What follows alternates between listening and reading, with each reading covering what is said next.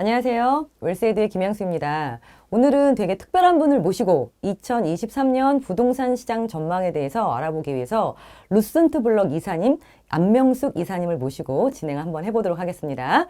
자, 안명숙 이사님 안녕하십니까? 네, 안녕하세요. 자, 워낙 다양한 경험을 이사님께서 가지고 계시잖아요. 네. 기존에는 금융권에서 자산가분들 대상으로 부동산 관리도 많이 해주셨고, 네. 매매도 많이 해주셨고, 이번에는 또 스타트업 이제 가셔서 네. 이제 부동산 관련해서 수익성 부동산으로 어떻게 또 수익을 내는지도 워낙 많이 경험이 있으셔서 네. 저희가 이제 이번에 정말 중요한 시기거든요. 왜? 지금 경기 너무 안 좋아지고 있고 네. 특히나 지금 신문에서 2023년 더 어려울 거다. 그리고 지금 딱 벌써 아시겠지만 거래 절벽이라는 얘기가 나올 정도로 시장이 너무 좋지 않아서요. 일부에서는 내년이 IMF보다 더 힘들 것 같다. 아니다. 금융위기는 IMF 정도로 굉장히 어려울 것 같다는 얘기까지 나오고 있다 보니까 저희 이사님께서는 그렇다면 내년의 부동산 시장은 과거의 위기하고 비교했을 때 어떤 차이점이 좀 있는지 그리고 어떻게 진행될 것 같으신지 좀 말씀을 주시면 도움이 되겠습니다. 결론적으로는 어려울 것 같긴 해요. 네. 그래서 사실 지금의 시작이 사실 금융시장이 어려워지고 내년에도 그게 경기에 반영이 될 거다. 뭐 금융 전문가이시니까 더 잘 아시겠지만 내년에도 금리가 오를 가능성이 있죠. 네, 맞습니다. 경기 어려울 것 네, 같죠. 맞습니다. 부동산 역시 마찬가지일 그렇죠. 거기 네. 때문에 결국 그래서 보면 예를 들면 부동산 가격이 떨어졌을 때를 한번 저희가 반출을 해보면 90년대, 그러니까 80년대 엄청 오르던 가격이 떨어졌던 게 이제 90년대 초반으로 들어오면 3조 호황으로 엄청 좋았던 네. 경기가 좀 수그러들잖아요. 네, 90년대 초반에. 자, 그러면 90년대 초반에 가격이 떨어졌을 때, 일단은 전체 경기가 좀 수그러드는 시기로 왔고, 그때 신도시 때문에 왕창 공급이 맞아요, 늘었죠. 맞아요. 이렇게 되면 경기가 위축되면서 공급이 늘어날 땐 장기화라고 가요. 그때는 그랬어요. 자, 그리고 98년도에 IMF는 네. 굉장히 깊은 고리였지만 짧았어요. 한 맞아요. 9개월 정도 부동산 가격, 전세 가격이 떨어졌던 게 9개월 정도였는데 그러다 보니까 경기는 굉장히 사실 어려운 네. 시기로 갔지만 그 이후로도 사실 우리 경기에 어려움들은 이어졌을 수밖에 없겠지만 부동산 시장은 그로 인해서 짧게 크게 떨어지고 빨리 반등을 했거든요. 네. 그게 그 여파로 인해서 오래 가지는 않았다라는 거죠. 그러면 이제 글로벌 금융이 네. 이러면 그때 또 역시 네. 경기 안 좋았던 막 미국에서 결국 시작은 네, 됐지만 우리 맞습니다. 경기 여파가 왔고 다행히 중국의 기대에 있는 우리가 조금 그 여파를 좀 네. 덜 네. 받을 수밖에 없는 뭐 그런 여건들이었지만 지금은 이제 그것도 기대하기 어렵다는 거고 그러면 이제 그러고 나서 유럽 재정위기가 다시 이어지면서 경기가 안 좋은 상황들이 이어져 갔는데 다행이라고 해야 되나요? 그때는 좀 금리를 떨어뜨리면서 경기를 부양할 수 있었던 네, 네, 상황이고 맞습니다. 지금 반대로 금리가 계속 올라가니까 부동산에 미치는 영향은 조금 더 클 거다. 그러면 다만 그때는 그 금리가 떨어지는 시기였기 때문에 아파트 가격에서는 좋을 부분은 없었어요. 그래서 전반적으로 가격도 좀 조정이 받는 시기가 4년 반 정도 길어지고 또 이기 신도시가 분양이 되면서 공급도 많아졌던 부분들까지 이어지다 보니까 4년 반 정도가 되는 긴 동안의 어떤 가격이 조정되는 시기로 이어졌던 경험들을 여러분들이 아마 기억하실 네네. 건데 지금은 어떠냐? 일단 경기가 위축되는 상황들이 조금 더 이어질 가능성이 있고 내년도 이어질 가능성이 있다. 잘은 모르지만 적어도 내년까지는 갈 수밖에 없다라고 하면 IMF 때는 보다는 길어질 거고 어쨌든 90년대 초반이나 글로벌 금융위기 시기만큼 어느 정도 경기가 좀 조정되는 시기를 거칠 수밖에 없다라고 보여지는데 자 그러면 공급은 어떨 것이냐라고 보면 공급은 약간 미지수입니다. 그러니까 지금으로 봐서는 공급이 늘어난 상황은 아니라고 보여지는데 3기 신도시 등 예정은 돼 있어서 이 물량이 풀리는 시기까지는 조금은 시간은 좀 필요할 거예요. 그래서 내년이 지나고 나서 시장 전체적으로는 더 이상 나쁜 어떤 부동산 시장 외적의 경기 변수가 없다면 내년 하반기 이후에 금리가 조금 진정이 된다면 뭐 반등이나 이런 것들을 기대할 수도 있겠지만 다시 공급이 확대되면서 3기 신도시 물량들이 풀리면 시장에서는 또 장기 침체 갈 여지도 없잖아 있기 때문에 어떻게 보면 W자 같은 느낌이 들 수도 있다고도 보여집니다. 그래서 비슷한 점은 경기 침체의 어떤 부동산 외적인 분야부터 시작이 됐지만 이게 장기화될 것이냐 단기로 그렇죠. 끝날 것이냐 여부는 부동산 시장 내에서 수급에 의해서 영향을 받게 되는데 결국 그러면 수요냐 공급이라고 할 때 사람들의 마음은 어떻게 보면 시장 상황에 따라서 빨리 변하고 움직일 수 있지만 공급이라는 것은 더 많이 이 공급이 풀림으로 가격이 장기로 떨어뜨릴 수 있는 힘을 시장에서 영향을 주게 될 수 있는 요인이 될 수밖에 없기 때문에 일단 공급 측면에서는 아직은 그렇게 우려할 만한 상황은 아니지만 예정돼 있는 물량까지 풀리게 되면 이거는 조금 더 긴 하락으로 이어질 수 있어서 아마 정책적으로 이 공급의 시기나 이런 걸 조절해야 된다는 얘기가 지금 시장 내에서 전문가들한테 나오고 있는 이유이기도 합니다. 감사합니다. 지금 그 지난달 11월 달에 네. 한국은행이 기준금리를 3.25로 네. 이제 마지막으로 결정을 했어요, 네. 이사님. 그리고 이제 이 3.25의 기준금리에 대출금리 같은 경우는 거의 이제 6%, 7%가 넘는 금리가 나오기 시작했는데 문제는 내년 1월부터 이제 만약에 기준금리가 만약 오르기 시작한다라면 내년에도 금리가 인상될 가능성이 우리나라는 좀 있어 보이지 않습니까, 이사님? 네. 근데 만약 이렇게 된다라면 아까 이사님께서 말씀하셨던 것처럼 공급적인 측면이 뭐 아니더라도 이런 외생 변수 때문에 IMF보다는 조금 더 길게 위기가 갈 수 있다라고 지금 보시는 건지. IMF 때는 9개월이지만 그보다 길어질 가능성이 있습니다. 그러니까 내년 상반기가 뭐 5월 정도 되면 뭐 다주택자의 양도소득세 중과를 일시적으로 배제해놨지만 또 최근에 조정대상 지역들도 많이 풀었기 때문에 서울 빼놓고는 이제 그런 영향들을 조금 완화시켰지만 아마 그것을 5월 이후보다 조금 더 정부가 뭐 제도적으로 좀 완화해서 푼다 손 치더라도 물량이 좀 매매 물량이 지금 소화가 전혀 안 되고 있기 때문에 IMF 때보다는 지금 떨어진 폭이 컸냐? 크지 않았어요. 그러니까 오히려 컸으면 오 싸네 하고 금매를 사는 분들도 있을 텐데 그 정도는 아닐 거라고 일부 싸게 거래되는 매물들이 있다고 어떤 보도는 나오지만 시장 전반의 분위기는 그 정도는 아니었기 때문에 어쩌면 지금 상황은 시기는 그때보다 길어질 거다. 다만 그러면 이게 4년, 5년 갈 것이냐?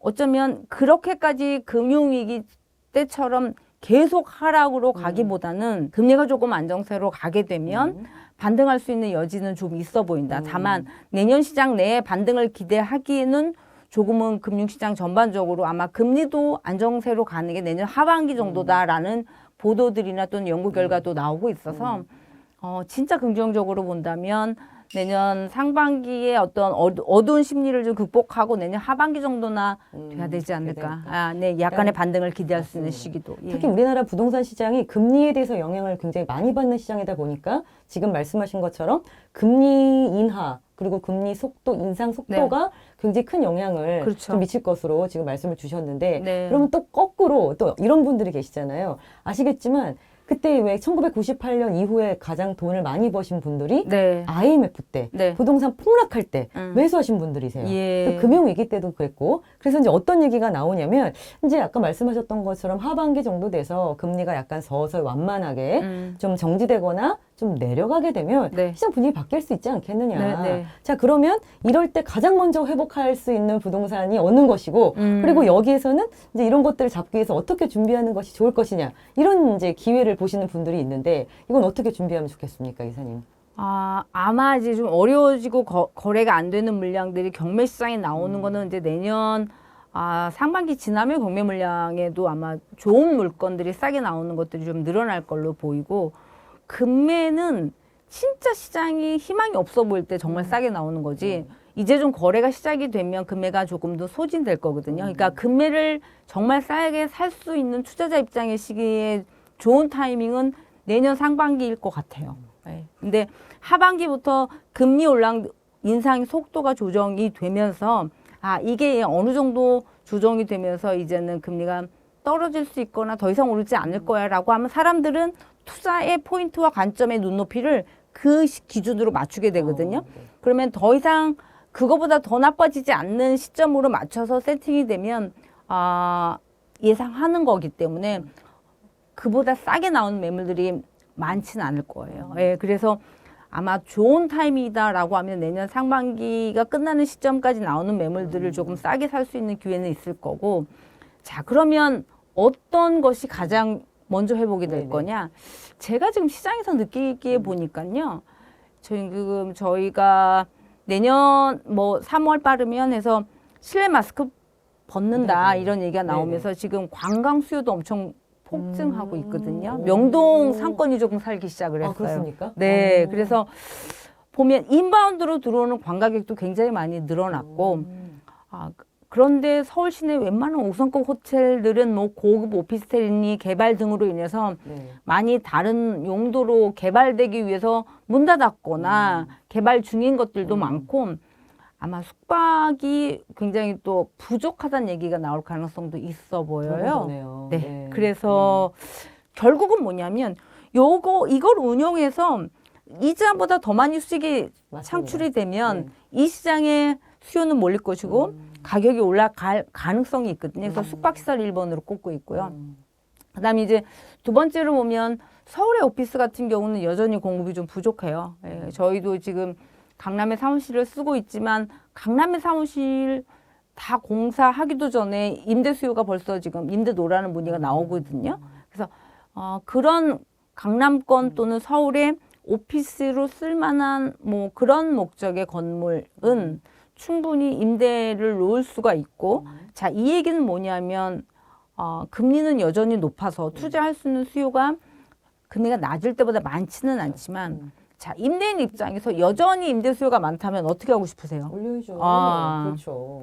그러면 임대를 올릴 거라고요. 이제 계약 기간 만기가 돌아오거나 새로 임차를 놓는 것들은 임대료를 올리면서 임차인한테 전가하게 되면 충분히 그것이 이제 결국은 가격을 올릴 수밖에 없는 것으로 이어질 수밖에 없기 때문에 이 두 개 시장은 내년에도 그렇게 나쁘진 않을 거라고 보이고, 아마 개인 투자자 관점에서 보면 이제 이런 용도로 쓸 수 있는 뭐 오피스텔이든 그 지산이라고 하죠. 네네, 지산센터 다 중에 이제 입지가 인기 많았죠. 입지가 괜찮은 곳들, 너무 뭐 신도시 이런 데 말고요. 네. 입지가 괜찮은 곳들, 이런 곳들 임대 놓기가 괜찮을 걸로 보이고, 아마 이제 자금이 좀 여력이 되시는 분들은 그래서 싸게 나온 약간 중형급 모텔들 서울이나 뭐 수도권 네. 이런 거 약간 리모델링해서 잘 운영하실 수 없다면 그러니까 운영을 맡기는 업체들을 통해서 가치를 높이는 밸류에드 이런 걸 통해서 충분히 기회를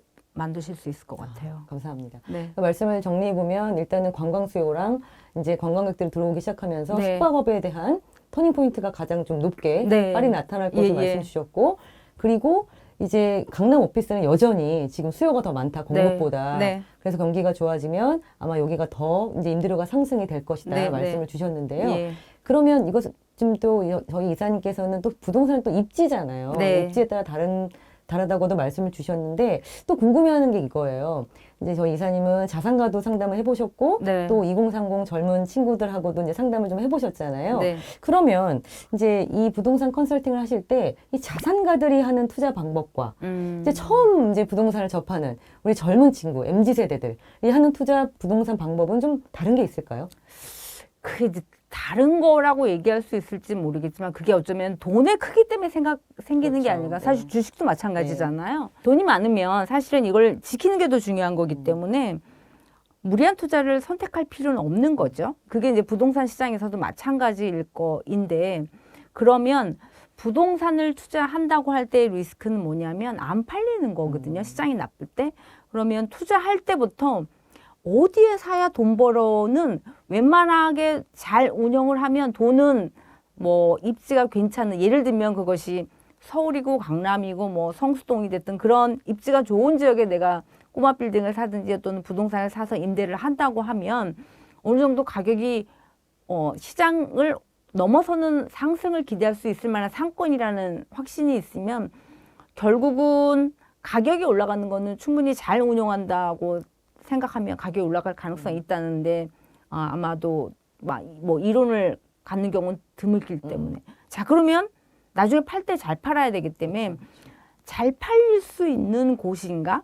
그러면 결국은 사람들의 눈높이 비슷하기 때문에 그게 이제 결국 돌아가면 좋은 곳인가 하고도 어떻게 보면 일맥상통하는 부분이기도 하지만, 그러니까 이제 너무 크게보다는 작게 잘라서 놓으면 뭐 예를 들면 2, 30억짜리를 살 수 있는 사람의 풀은 굉장히 많지만 50억, 100억을 살 수 있는 사람은 굉장히 적는 것처럼 그래서 좀 잘라서 한다든지 아니면 조금은 덜 올랐지만 충분히 임대료가 오를 수 있는 곳들을 고른다든지 그래서 이제 잘 팔릴 수 있는 곳들을 선택을 해서 그런 방법과 거기에 따라서 세금을 줄일 수 있는 것들을 선택을 해서 본인의 관점에서 투자를 하게 되는 거죠. 네. 그런데 아직은 돈이 없는 뭐 대부분 이제 일반인들이 그런데 일반인들이 투자를 해야겠다고 생각할 때는 거기가 오른데 아니면 누가 거기서 돈 벌었대 이거를 듣는 순간 또 그런 기사를 보는 순간이기 때문에 사실 이미 그때 가격은 꽤 올라 있고 나의 돈은 너무 부족하고 그쵸. 그랬을 때는 약간 무리수를 써야죠. 뭐 금리가 낮을 때는 왕창 대출을 받았어야 되는 거고 그게 시장이 계속 좋으면 좋은 결과로 이어지는데 그러면 빨리 털고 나올 수 있어야 되는데 그럴 수 있느냐 하면 시장이 항상 또 나의 투자를 기다려주지는 않기 때문에 지금처럼 못 팔았는데 너무 이자만 높아가게 되는 상황에서는 이제 부담이 되는 게 이제 대부분 2030 세대들이 지금 갭 투자로 뭐 주택을 안게 되는 경우나 또는 뭐 다른 수익성 부동산 처음 시작한 분들도 이런 어떤 영 레버리지나 금리의 어떤 인상에 대한 부담들을 안게 되실 맞습니다. 건데 이게 결국은 투자는 내 관점에서 해야 되거든요. 그러니까 시장을 내가 예측은 하지만 전문가인 저도 항상 맞지는 않거든요. 그런데 이것을 제 예상이 빗나갔을 때도 내가 이것을 끌고 나갈 수 있다면 나쁜 타이밍에 안 팔거나 나쁜 선택을 하지 않게 되면 결국은 시장이 길게 보면은 우상향할 가능성이 있다고 판단되면 돈을 손해보는 일들이 부동산 같은 경우는 많지 않았을 거예요. 근데 마음이 조급해지면 어쩔 수 없어요. 쫓기는 사람은 시간에 지배당할 수밖에 없기 때문에 이런 시기에 지금 낮게 던질 거예요. 그러면 본인이 산 거에 취득세 낸 거 이런 거 생각하면 하나도 돈을 남기지 못하거나 그보다 싸게 팔아야 되는 경우가 있는 거죠. 그러니까 어쩔 수 없이 지금의 본인의 상황이 안 돼서 팔게 되면 어쩔 수 없지만 이런 나쁜 선택을 한다고 하는 것은 내 상황이 여의치 않는데 무리해서 투자를 하게 되는 경우이기 때문에 아마 이번엔 뭐 굉장히 쓰리지만 공부를 하에 보시게 된 2030 세대 같은 경우들은 이제 조금 앞으로 투자를 하게 되면 내 관점에서 정말 이기적으로 내가 이거를 시장을 넘어서서 버틸 수 있는지 이런 안목에서 투자를 결정해야 될 것 같아요. 솔직히 그러면 지금 이제 영끌 세대 분들이 소위 너무 힘들다. 네. 지금 다 뭐 팔고 내놓고 싶다라고 말씀하시지만 이사님 견해는 그래도 사실은 버티는 게 더 장기적으로 보면 이길 수 있는 가능성이 높다라고 말씀을 주시는 거죠, 사실은. 그러니까 지나놓고 보면 그렇죠. 예. 뭐 지금 도저히 생활이 안 되기 때문에 또는 어쩔 수 없는 선택이다라고 하는 경우면 제가 그렇게 강요를 하거나 또는 그렇게 권한다 하더라도 사실 받아들여지기 어려울 건데 버틸 수 있는데 이게 희망이 없어 보이는데 뭐 부동산 값이 떨어지는데 라고 하지만 그렇다고 해서 한번 팔아버리고 나서 그것을 더 낮은 가격에 살 수 있는 기회를 잡느냐 그건 더 어려울 것 같아요. 그래서 예를 들면 뭐 그거를 본인이 그 집에 살 목적으로 하다가 조금 더 조금 뭐 이자를 보전해야겠다라고 하면 조금 주거 여건이 나쁜 데로 옮기면서 이걸 조금은 임차를 놔서 그 수요를 좀 충당하는 방법으로 하든 이 시기를 좀 넘겨서 결국 이 덩어리 큰 부동산에 대부분 많은 자산들이 묶여 있기 때문에 파는 타이밍이 진짜 중요하거든요. 그래서 그걸 나쁜 시기에 파는 걸 선택하시면 이거를 회복하기가 정말 어렵습니다. 맞습니다. 그래서 저는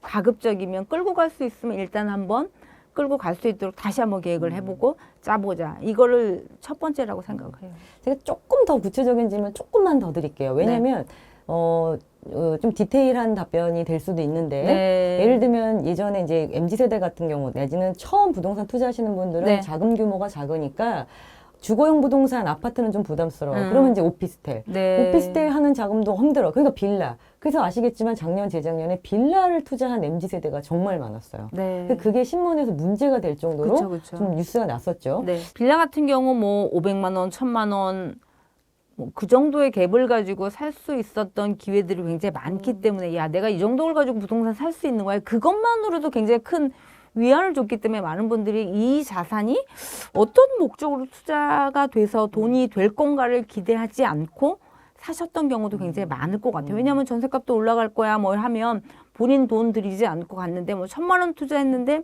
한 2, 3천 원 올라서 세금 내고도 그 정도 남으면 돼. 근데 이게 빨리빨리 회전이 될 땐 되지만 맞아요. 이제 지금은 안 팔리는 시기 때문에 그게 어려운데 빌라나 이런 경우의 자산들은 다가구 같은 자산들은 뭐 여기서 수익이 결국 나오는 게 이제 전세 받거나 월세인데 네. 지금은 당분간은 금리가 높은 상황이기 때문에 전세나 월세 가격이 떨어지기 맞아요. 때문에 그게 좀 어렵고 그 지역이 뭐 그 신속 통합도 서울 같은 경우에서 이제 빨리 어떤 재개발이라든지 이런 개발 계획 건내에서 개발이 될 곳이라면 버틸 의미가 있어요. 그런데 그렇지 않고 그냥 신축돼 있는 거고 그냥 갭 투자 목적으로 하셨다고 하면 아파트 시장도 안 좋은데 하물며 빌라나 다세대 같은 경우가 회복되기까지는 더 많은 시간과 더 많은 온기가 시장 내에 필요하기 때문에 그런 자산을 굳이 끌어안고 갈 필요는 저는 없을 것 같아요.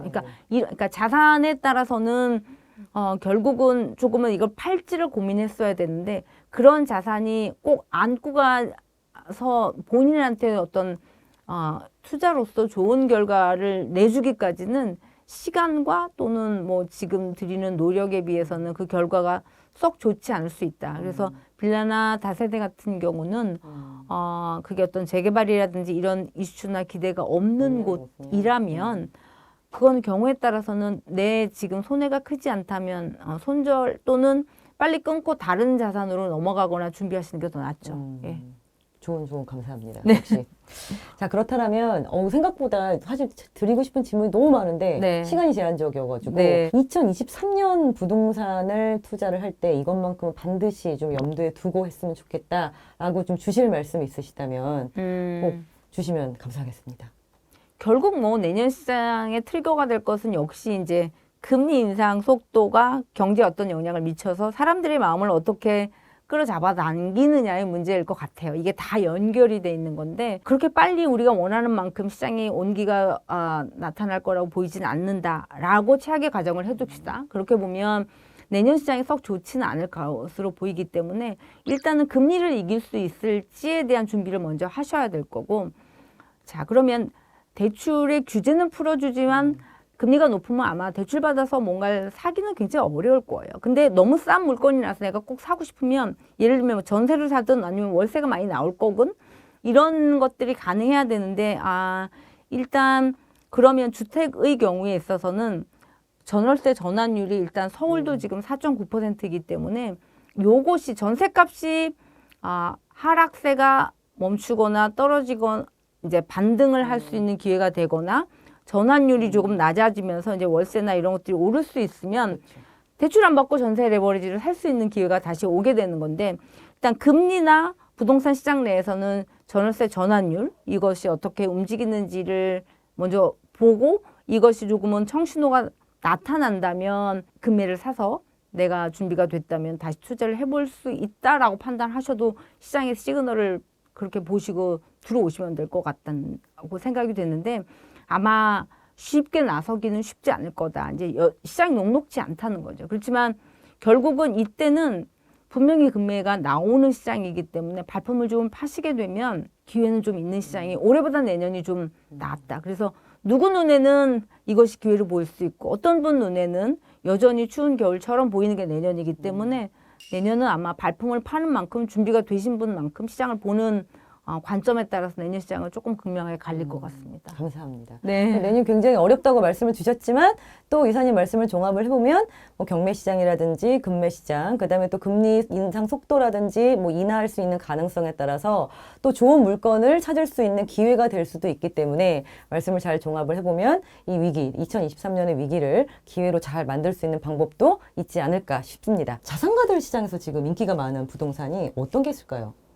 아마 자산가들은 내년에 엄청 증여를 하시게 되시지 않을까요? 맞아요. 증여 지금도 많이 합니다. 네, 그러니까 이미 부동산 가격이 올랐지만 네. 내년에 세제가 좀 완화되는 것들도 있고 그러다 보니까 내년에는 뭔가 그렇다고 싸게 팔 수는 없잖아요. 맞아요. 그러면 아마 증여를 굉장히 많이 하시게 될 것 같다는 생각은 들어서 아마 적극적으로 투자하시기보다는 있는 것들을 세금을 줄이는 전략들로 가시게 될 건데 시장을 이렇게 놓고 보니까 이게 지금 수영장에 물 빠지니까 누가 옷 입었는지 안 그렇죠. 입었는지 보이는 맞습니다. 것처럼 누가 수영복을 입었는지 안 입었는지. 이게 시장이 안 좋으니까 네.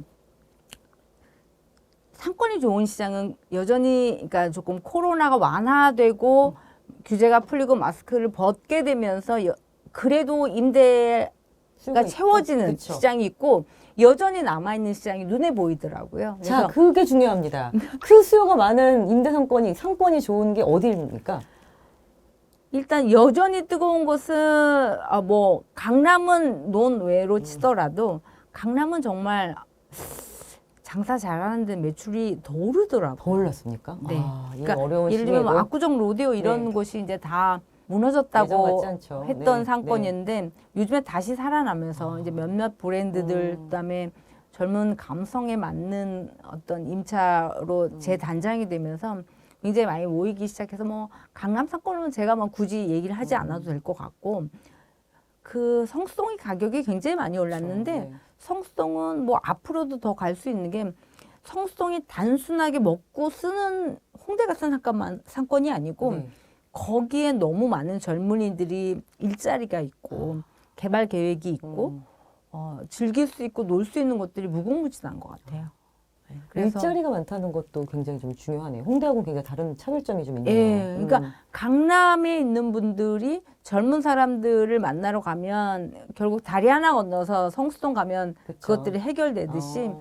성수동의 여파는 조금 더 이어질 가능성이 있다. 그리고 뭔가 새로운 것을 시작을 할 때 강남은 비싸니까 성수동의 작은 골목으로 들어가자라고 하는 게 이제 스타트업이든 또는 새로운 어떤 사업을 공간 사업을 시작하는 분들의 마인드인 거고요.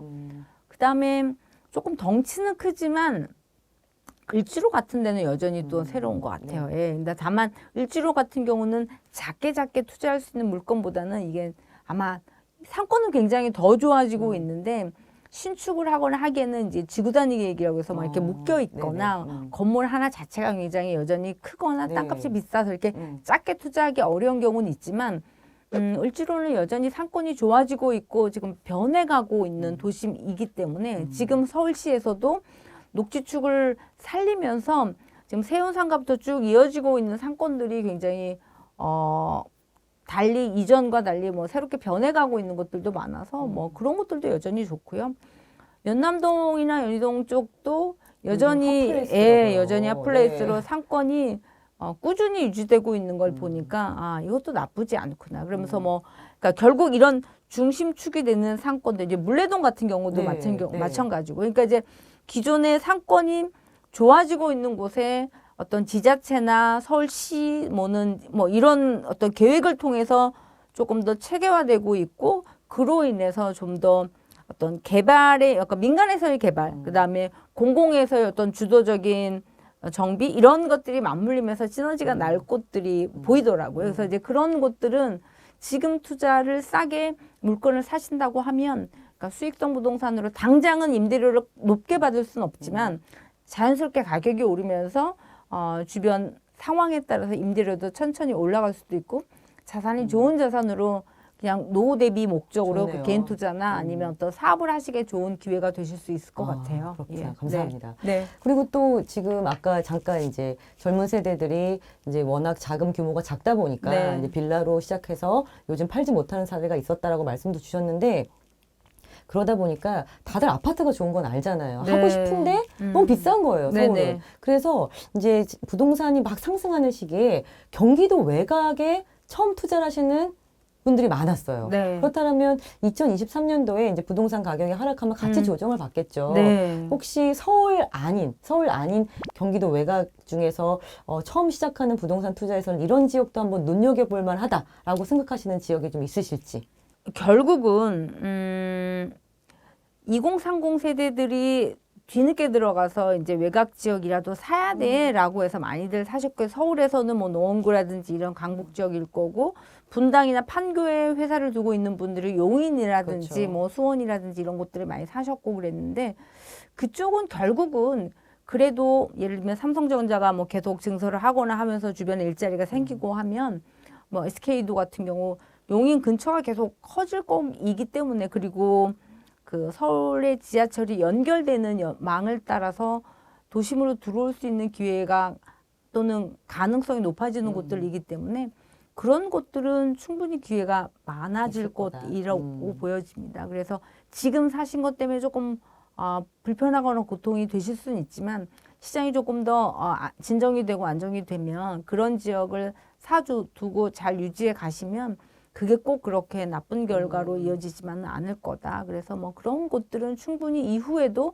본인이 거주 목적으로 쓰던 아니면 임대를 놓던 기회는 있을 거고, 글쎄요. 이번 정부에서 지금 이제 신도시 관련해서 어떻게 법을 할지 뭐 공약사항에는 있었기 때문에 신도시를 리모델링으로 할지 아니면 완전히 새롭게 재정비를 하는 쪽으로 가게 될지 아마 5년 임기 내에 어떤 법을 만들어서 추진할 거라고 보이기 때문에 지금 1기 신도시 분당, 일산, 고양, 뭐 산번, 평천 이런 지역들은 기회가 있을 것 같습니다. 그래서 그런 지역에 작은 평형이면서 중층으로 지어진 곳들은 싸게 나오는 것들을 사서 본인이 뭐 투자든 거주 목적으로 하시게 되면 이미 신도시이기 때문에 주거도 굉장히 좋아요. 그리고 앞으로 기회도 있을 거고. 그래서 그런 지역들은 괜찮을 것 같습니다. 아, 그렇구나. 네. 지역까지 또 자세히 네. 봤는데 말씀 주셔서 감사드리고요. 솔직히 이제 질문을 드리다 보니까 더 구체적인 질문을 많이 드리고 싶은데 네. 오늘은 여기서 인사를 드리고 예. 저희가 다음번에 또 모셔서 네. 더 구체적인 질문으로 좋은 말씀을 듣도록 하겠습니다. 네, 그렇게 감사합니다. 하시죠. 네. 감사합니다, 이사님. 예, 안녕히 계세요.